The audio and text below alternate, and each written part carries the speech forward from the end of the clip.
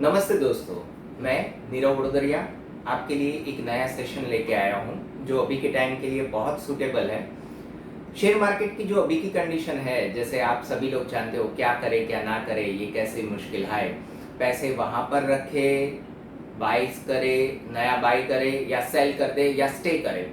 तो ये कंडीशन के लिए मैंने क्या प्लानिंग किया हुआ है कि इंडिया की जो कंडीशन है, इंडिया की जो अभी की कंडीशन है, इकोनॉमिकल कंडीशन है, ग्रोथ है, जीडीपी है, फॉरेन की क्या कंडीशन है, ये सारी चीजें हम लोग इस सेशन में और इस वीडियो में मैं आपको आपकी लैंग्वेज में बताने की ट्राई करूंगा। जो हम लोगों की चार्टर की लैंग्वेज या कोई अलग लैंग्वेज होती है हम लोगों की, वो लैंग्वेज मैं ट्राई करता हूँ कि अपने कोई भी वीडियो में ज़्यादातर यूज़ ना करूँ। जो इजी टू अंडरस्टैंड, सभी को समझ में आए, उसी तरीके से मैं आपको बताने की ट्राई करूँगा।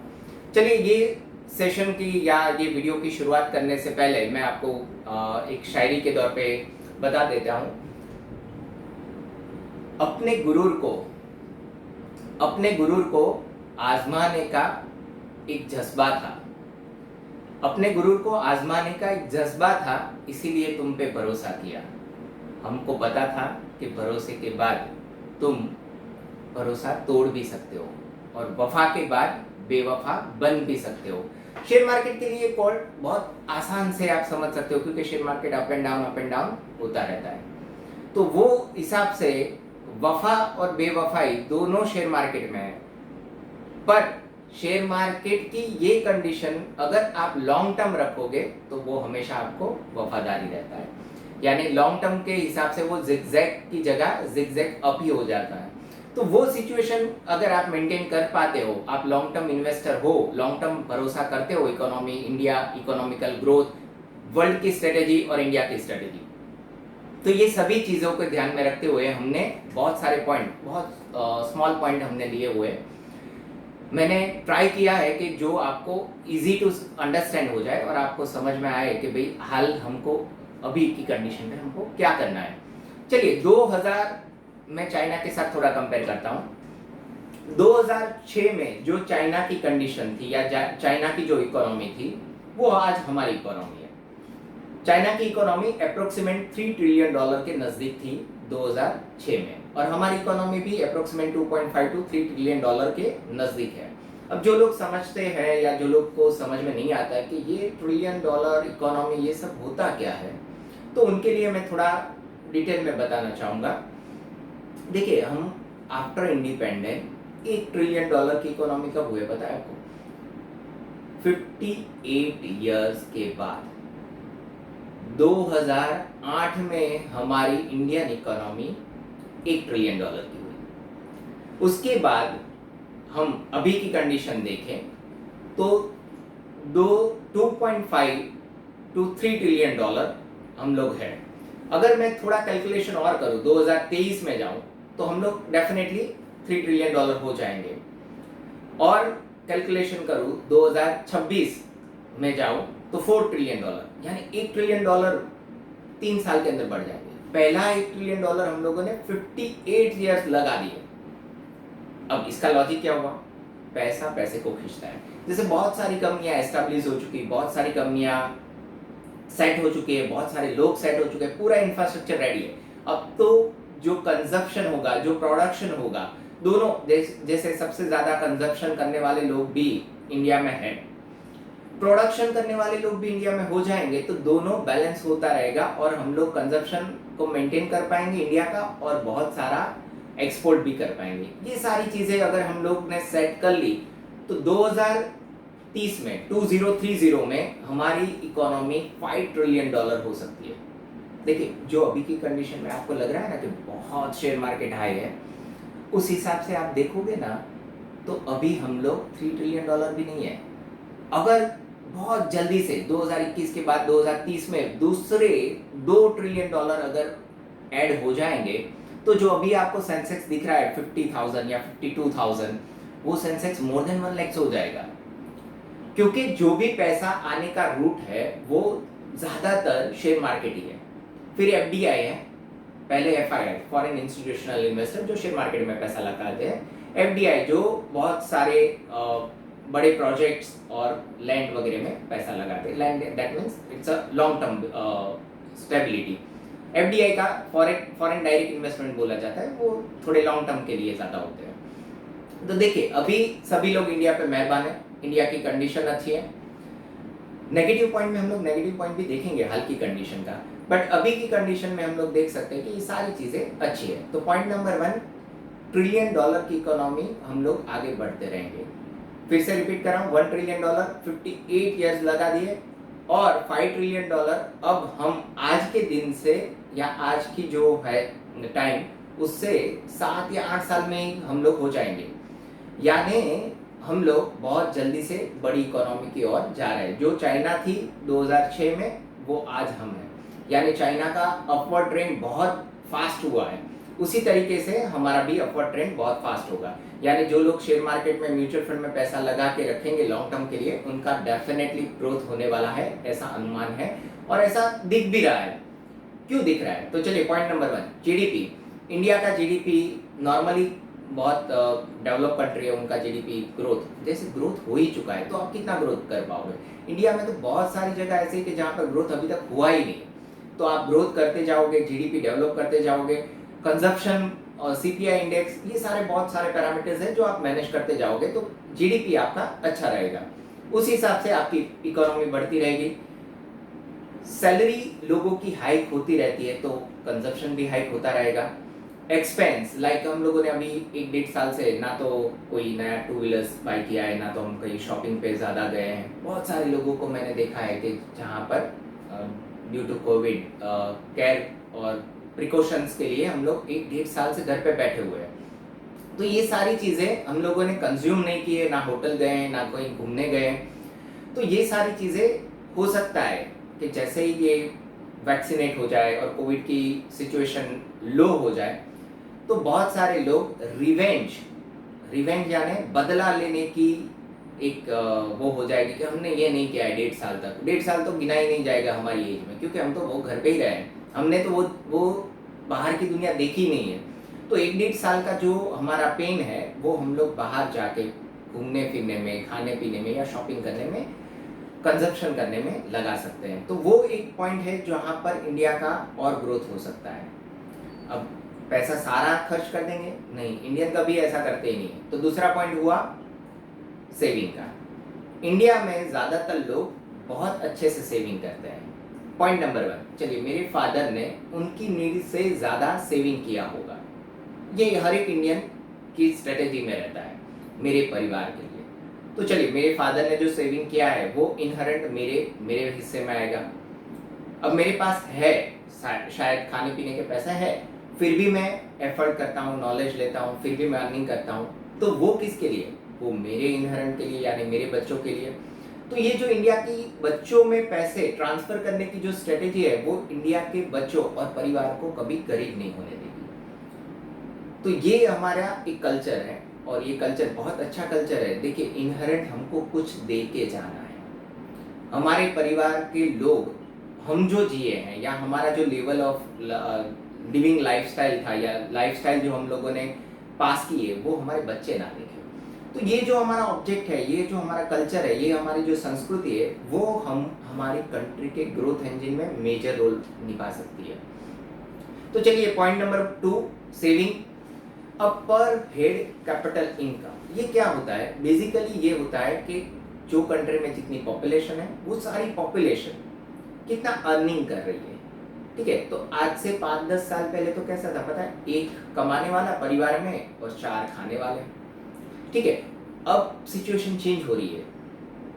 बहुत सारे जो लेडीज हैं या गर्ल्स हैं, वो भी जॉब कर रहे हैं। पहले आप डेटा चेक कर सकते हो कि गर्ल्स का और लेडीज का जॉब का डेटा बहुत रेयर था, 2-3% था, अब वो बढ़ रहा है धीरे धीरे। यहाँ तक कि बच्चे भी बहुत अच्छे से अर्निंग कर रहे हैं। बहुत सारे आप देखिए, डांस इंडिया डांस देखा होगा, लिटिल चैम्प देखा होगा, तो वहाँ पर बच्चों को भी चेक दिया जाता है, यानी उनके माँ बाप को, क्योंकि वो माइनर होते हैं तो उनके माँ बाप को दिया जाता है। बट उनकी जो एबिलिटी है, उनकी जो कैपेसिटी है, वो भी अर्न कर सकते हैं। यानी सभी जगह पर आपने देखा होगा कि अब अर्निंग करने का चांसेस बढ़ गए हैं और लोग अर्निंग करने में कोई जो कहते हैं ना रीत रिवाज या कुछ, वो अब डिस्टर्बेंस नहीं कर रहा है। सो ज़्यादा से ज़्यादा लोग अर्निंग करेंगे तो पर हेड कैपिटल इनकम अपनी बढ़ेगी। अभी कितनी है? तो अभी देखिए वर्ल्ड के सभी कंट्री में मोर देन 10,000 यूएस डॉलर है, यानी हर एक इंसान मोर देन 10,000 यूएस डॉलर सालाना इनकम कर रहा है। हम लोग 2150 यूएस डॉलर पे अभी खड़े हैं, तो बहुत स्मॉल है, यानी 5 टाइम्स हम लो है। अगर वो भी हम लोगों ने धीरे धीरे करके बढ़ा दिया तो डेफिनेटली हमारी जो पर हेड कैपिटल इनकम है वो बढ़ जाएगी। देखिए इंडिया के पास है ना एक सीक्रेट अकाउंट है। सीक्रेट अकाउंट यानी बहुत सारे ऐसे सीक्रेट बिजनेस है जो इकोनॉमी में रिफ्लेक्ट ही नहीं होते हैं, उनका कैलकुलेशन ही नहीं है। जैसे बहुत सारे ऑटो ड्राइवर, बहुत सारे जैसे हर एक गली के आगे पीछे आप देखोगे कि लारी गल्ले वाले हैं, वड़ा पाव वाले हैं, जिनका इनकम टैक्स का कोई रिटर्न फाइल नहीं होता है, तो वो इकोनॉमी में दिखाई नहीं दे रहे हैं। बट एक एक ऑटो वाला अप्रोक्सीमेट मोर देन 25,000 to 20,000 तो अप्रोक्सीमेट अर्निंग कर रहा होगा। तो ये सारी जो हिडन इकोनॉमी वाले हैं, अगर वो लोग इकोनॉमी के साथ जुड़ जाएंगे, कुछ भी गवर्नमेंट ऐसा प्लानिंग करे कि वो लोग भी अगर अपना टैक्स दिखाए, तो डेफिनेटली ये पर हेड जो इनकम अभी नहीं दिख रही है, लो दिख रही है, वो ऑटोमेटिकली अप आ जाएगी। तो एक हिडन इकोनॉमी अप्रोक्सीमेट मेरे हिसाब से मोर देन 30 to 40% लोग ऐसे हैं जो अर्निंग कर रहे हैं पर गवर्नमेंट के रिकॉर्ड में नहीं आ रहा है। इनकम टैक्स रिटर्न फाइल करने वाले लोगों की आप साइट पे जो नंबर्स है वो चेक कर लीजिएगा। इट्स अराउंड अबाउट जो इंडिया की पॉपुलेशन अगर हम 130 करोड़ या 140 करोड़ के बीच में अगर गिने तो उसके हिसाब से 10% लोग ही इनकम टैक्स रिटर्न फाइल कर रहे हैं। तो ये सारी चीजें अगर स्टिमुलाइज हो जाए, एक एप्रोप्रिएट वे पे आ जाए, तो डेफिनेटली अपना इंडिया ग्रोथ में है वो दिखेगा। क्योंकि वो अभी है ही नहीं, जीरो है, तो वो तो सीधा यानी वो लोग रिकॉर्ड में ही नहीं है, वो अचानक से रिकॉर्ड में आ जाएंगे। ये सारे लोग जो भी आप लारी गल्ले वाले देखते हो या कुछ भी ऑटो ड्राइवर्स या कोई भी जो इनकम टैक्स का रिटर्न फाइल नहीं करते, मैं ऐसा नहीं बोल रहा हूँ टैक्स पे करना है, आप रिटर्न फाइल करो, आपकी इनकम दिखाओ, जो टैक्सेबल हो वो जरूरी नहीं है, जितनी है उतनी दिखाओ।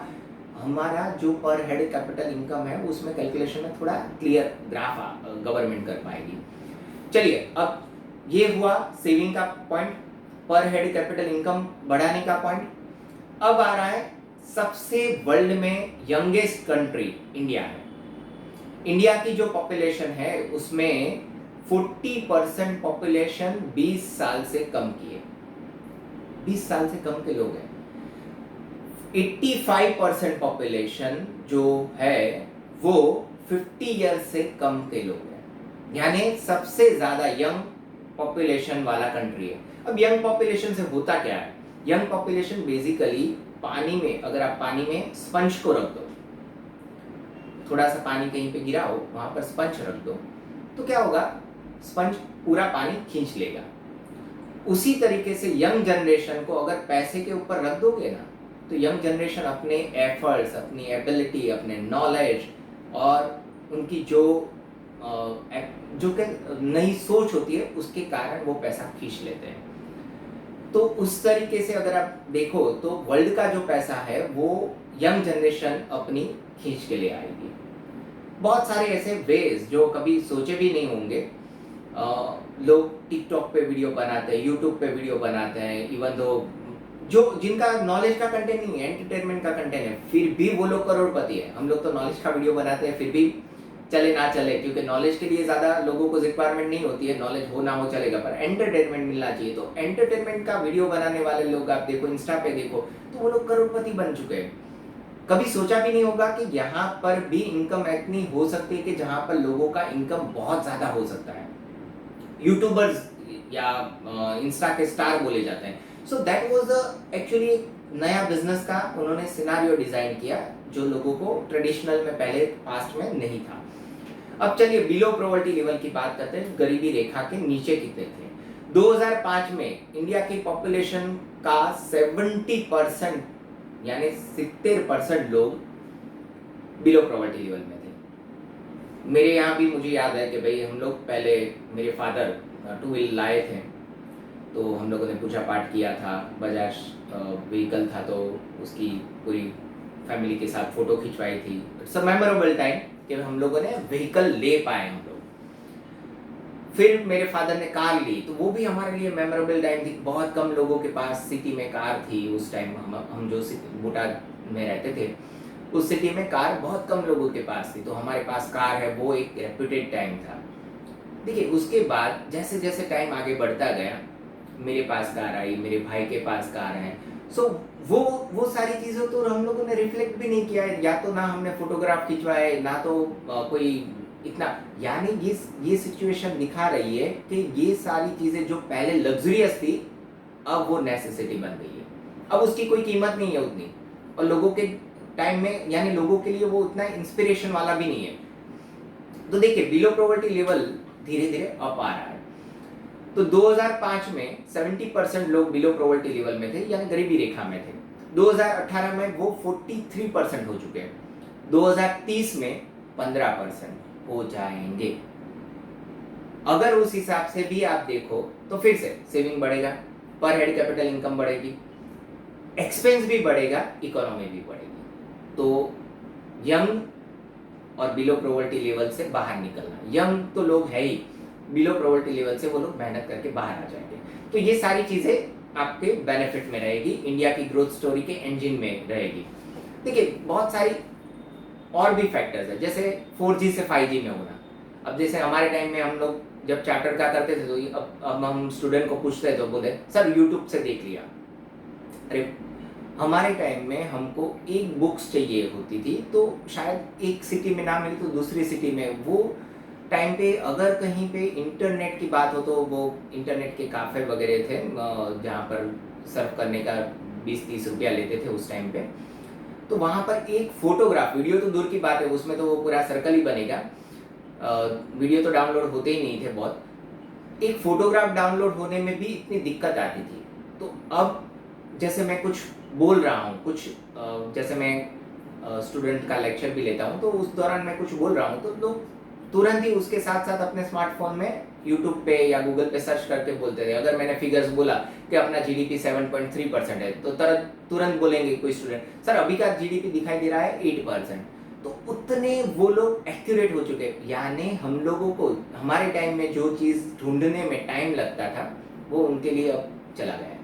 तो 5G सिस्टम 4G सिस्टम से ये यंग जनरेशन अगर चाहे तो अपना कैरियर बहुत ही ब्राइट कर सकती है, और वो अपने साथ साथ इंडिया का भी ग्रोथ इंजन बनेंगे।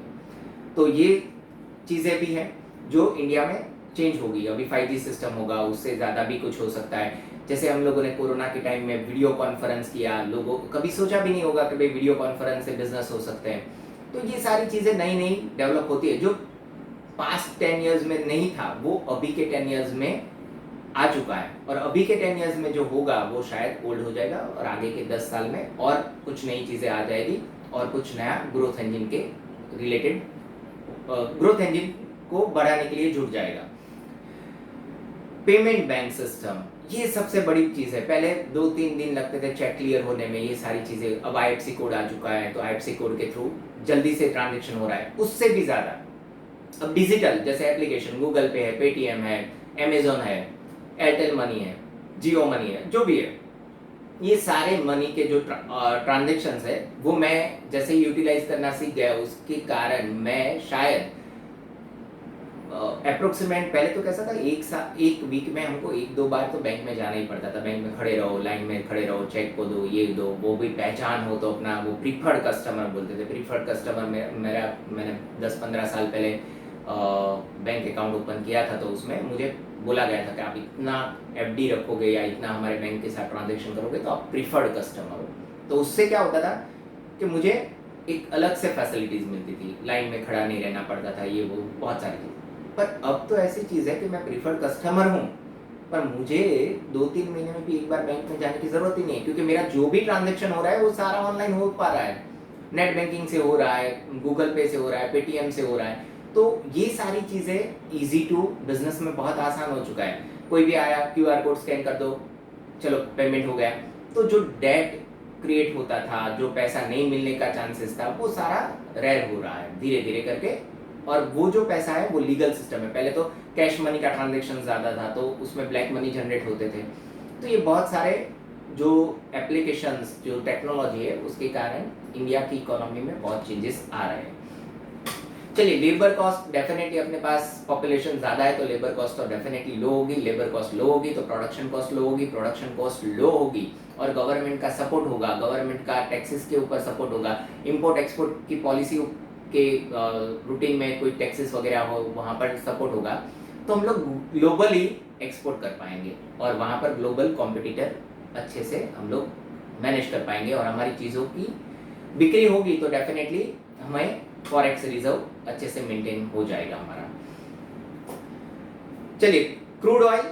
अब क्रूड ऑयल सबसे ज़्यादा कभी कभार हमारा विलन है क्योंकि क्रूड ऑयल हमारे पास है नहीं, पॉपुलेशन है और उनके व्हीकल बाकी की सारी चीज़ों में क्रूड ऑयल यूज़ होता है, तो क्रूड ऑयल हमको बाहर से मंगवाना पड़ता है। अप्रोक्सीमेट हम लोग जो बाहर से चीज़ें मंगवाते हैं उनका हम टोटल करें तो उसमें से 70 to 80% क्रूड ऑयल में ही पैसा चला जाता है।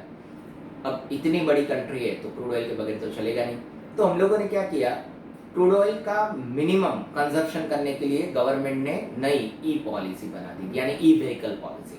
अब बहुत सारे व्हीकल तुरंत नहीं होगा, 10 साल के अंदर बहुत सारे व्हीकल ई व्हीकल हो जाएंगे, जिसके कारण क्रूड ऑयल का कंजप्शन लो हो जाएगा, पॉल्यूशन लो हो जाएगा, तो फिर यंग एज वाले हैं वो हेल्दी रहेंगे क्योंकि अभी तो इतना पॉल्यूशन है। बहुत बड़े सिटी आप देखो, कोई भी सिटी है, बॉम्बे है या दिल्ली है, कोई भी सिटी में इतना पॉल्यूशन है कि 2-3 सिगरेट तो ऐसे ही नॉर्मल आपने पी ली हो उतना तो आपके अंदर बॉडी में स्मोक चला जाता है।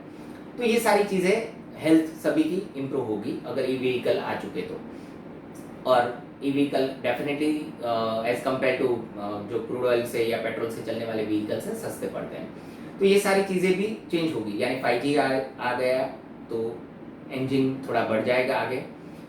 दूसरी चीज़ ये ई व्हीकल हो गया तो भी बढ़ जाएगा। देखिए, ये सारी चीज़ें सीखने या सिखाने नहीं पड़ेगी क्योंकि हमने भी मोबाइल कभी सीखा नहीं है, मोबाइल हाथ में आया और हम लोगों ने धीरे धीरे करके 10-15 दिन में हमने क्लासेस नहीं किए मोबाइल सीखने के। उसी तरीके से जो मैंने आपको पहले बताया कि जो यंग जनरेशन है उनके हाथ में जो जो चीज़ें आएगी, 5G आएगा, ई व्हीकल्स आएंगे या कुछ भी आएगा, तो उनमें कुछ ना कुछ इनोवेशन करके वो लोग सीख लेंगे और उनका इम्प्लीमेशन करते रहेंगे।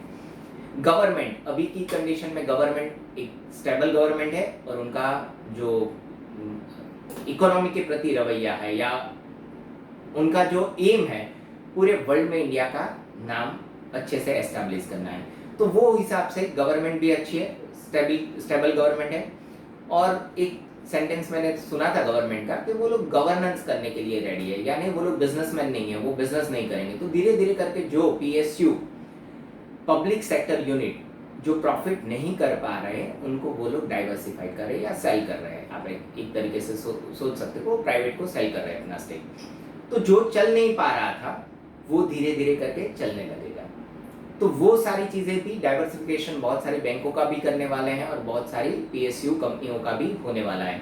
तो उनके पास जो स्पेयर लैंड पड़ी होगी, उनके पास जो स्पेयर एम्प्लॉयज़ पड़े होंगे, वो ग्लोबल लेवल पे अभी सारी चीज़ें एक्सपोर्ट प्राइवेट के हाथ में जाएगा तो ज़्यादा मैनेजमेंट अच्छा हो जाएगा। देखिए, कोविड की कंडीशन के बारे में बताऊं तो कोविड की कंडीशन तो डेफिनेटली बिग है। Variant, first variant, second variant, third variant, ऐसे वेरिएंट तो बोल के, और देखिए आप सेकंड वेरिएंट में cases it's near about the 4 lakh per day के भी हो चुके थे।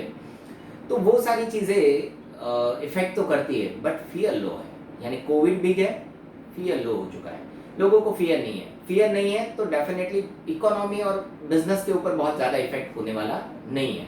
गवर्नमेंट भी ज़्यादा अभी एक्यूरेट हो चुकी है वो सारी चीज़ें, और वैक्सीनेट भी, यानी वैक्सीन का भी जो शेड्यूल है वो बहुत अच्छे से वर्कआउट हो रहा है। मेरे हिसाब से शायद थोड़े टाइम में ऐसा भी हो सकता है कि सबसे ज़्यादा कम टाइम में वैक्सीनेट होने वाले लोगों का वर्ल्ड रिकॉर्ड भी इंडिया ही बना लेगा। तो वो सारी चीज़ें इकोनॉमी को हेल्प करेगी और नॉर्मल से पहले की तरह नॉर्मल लाइफस्टाइल सभी की हो सकती है। फिजिकल डेफिसिट, यानी अपना जो डेफिसिट है वो धीरे धीरे कम हम लोग कर रहे हैं, वो भी अच्छी बात है। RBI के पास सफिशिएंट लिक्विडिटी है और RBI सफिशिएंट लिक्विडिटी भी अनाउंस करता रहता है। इसके अलावा ड्यू टू कोविड और अदर कंडीशंस गवर्नमेंट ने भी बहुत सारे पैकेजेस अनाउंस किए हैं। It's around about 2 lakh crore के पैकेजेस हैं, उसके थ्रू भी पैसे आए हैं, इसके कारण ही शेयर मार्केट बढ़ा हुआ है। तो देखिए, अब यहाँ पर जो पॉजिटिव पॉइंट थे वो सारे पॉजिटिव पॉइंट तो हम लोगों ने कवर कर लिए। यंग है हम लोग, हमारे पास जो फैसिलिटीज़ हैं वो अच्छी है, और हमारा जो डेवलपमेंट है या टेक्नोलॉजी है 5G 4G या कुछ भी चेंजेस, वो हमारी यंग जनरेशन दूसरों की कंपेयर में आराम से एडॉप्ट कर लेगी। हमारा सेविंग रेट अच्छा है, ग्रोथ रेट अच्छा है, गवर्नमेंट अच्छी है, सारी चीज़ें हम लोगों ने डिस्कशन कर ली। अब चलिए नेगेटिव पॉइंट क्या है। आज की तारीख में जो नेगेटिव पॉइंट है वो पॉजिटिव पॉइंट के साथ साथ ही चल रहा है। पहला, गवर्नमेंट है पर 2024 में या कहीं पे भी गवर्नमेंट अनस्टेबिलिटी हो सकती है। Point number 2, crude oil, e vehicle हो रहे हैं, वो तो 10 साल लगेंगे, पर क्रूड ऑयल का प्राइस जो अभी बढ़ रहा है, कहीं कहीं सिटी में तो 100 रुपये से भी ज़्यादा बढ़ चुका है, तो वो भी हमारे लिए वीक पॉइंट है, क्योंकि हम लोगों का जो पैसा है वो क्रूड ऑयल के कंजप्शन में ज़्यादा कंज्यूम हो रहा है, और गवर्नमेंट का भी पैसा क्रूड ऑयल बाई करने में भी जा रहा है, तो फॉरेक्स रिजर्व डाउन हो रहा है। इसके अलावा जो एक्सेस लिक्विडिटी, जो पैकेजेस गवर्नमेंट ने दे दिए हैं, इकोनॉमी, घर में बैठे बैठे लोग हैं, फैक्ट्रियाँ चल नहीं रही थी 1-1.5 साल से, यानी इकोनॉमी डेफिनेटली सबके सामने है कि इकोनॉमी स्लो थी, स्टेडी थी, स्टॉप थी। शेयर मार्केट बढ़ रहा है, यानी रिवर्स हो रहा है। नॉर्मली इकोनॉमी बढ़ रही है, शेयर मार्केट बढ़ रहा है, इकोनॉमी बढ़ रही है, शेयर मार्केट बढ़ रहा है, दैट इज द कॉम्बिनेशन।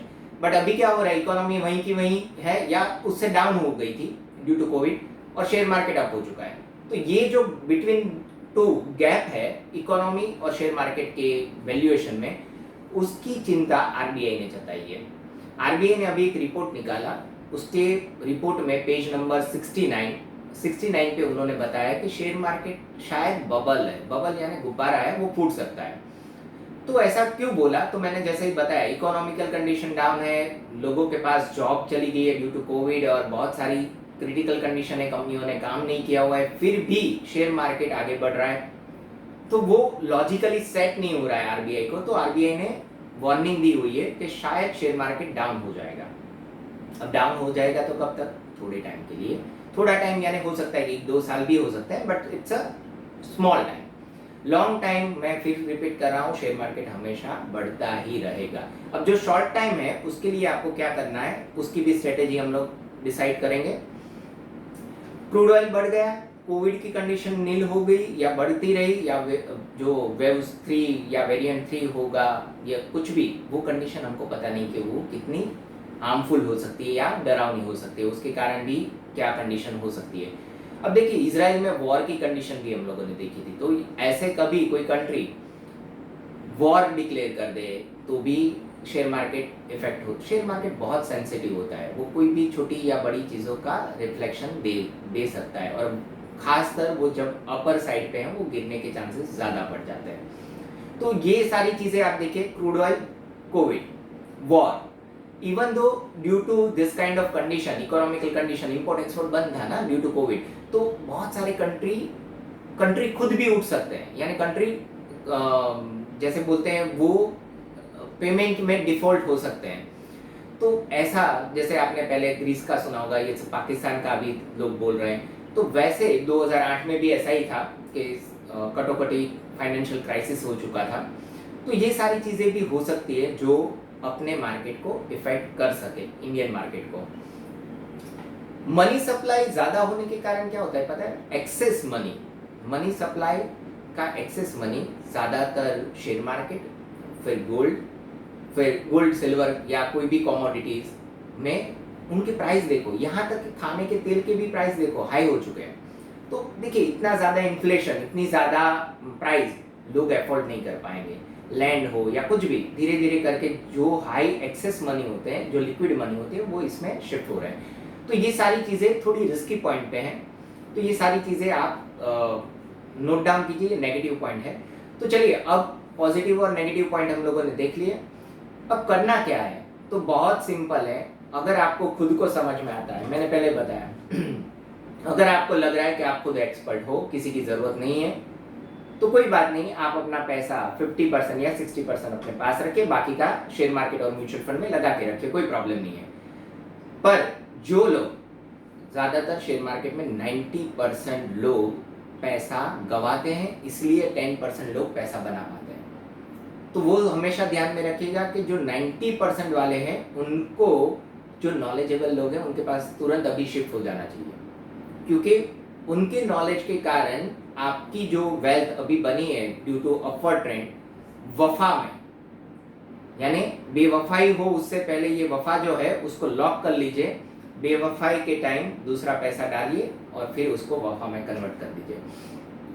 तो अप एंड डाउन सिचुएशन को मैनेज करने के लिए अगर आप चाहते हो तो खुद भी मैनेज कर सकते हो, और एक्सपर्ट जो है सीए सीएसबी है और एक्सपर्ट जो लोग हैं शेयर मार्केट का एक्सपीरियंस है जिनके पास, इवन तो हम लोग भी मैनेज करते हैं, आप हमारा भी कांटेक्ट कर सकते हो। हम लोग डीमैट अकाउंट और म्यूचुअल फंड का भी वर्क करते हैं, तो आप डेफिनेटली हमारा कांटेक्ट कर सकते हो।